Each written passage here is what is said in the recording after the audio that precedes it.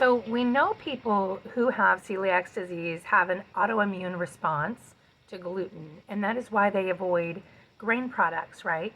And over 6% of Americans also claim to have a gluten sensitivity.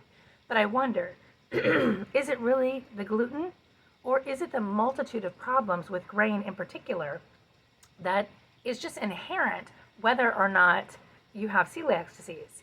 So you're already aware that the majority of grains contain at least three common things that are going to wreak havoc on everyone's um, esophagus, digestive system, from mouth to anus, right? So the first is oxalates, exploding with like tiny shards of glass-like crystals that don't only tear up your GI tract, but make their way into your blood to distribute through your body into organs and other tissues, causing a myriad of painful and debilitating consequences. Next, you have sugar, because the carbohydrates in grains convert as sugar in the body, and they are not monosaccharides.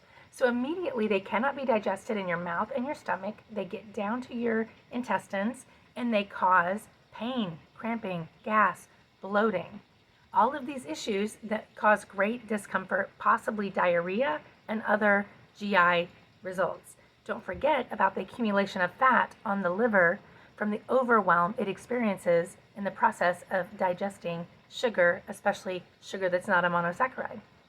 Third is glyphosate, the herbicide that we indulge in unwittingly, even when we're eating organic foods sometimes because of the overspray and the runoff.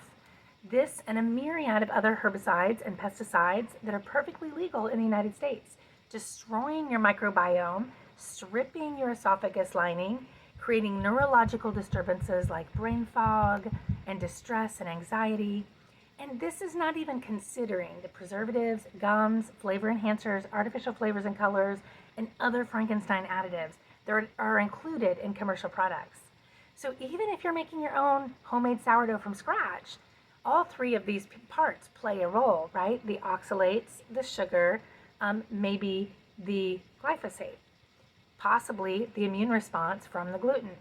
So I challenge you to take a fast from grains, 3 or 4 days, and see how your body feels. See if you notice a difference in your body when you're not consuming grains.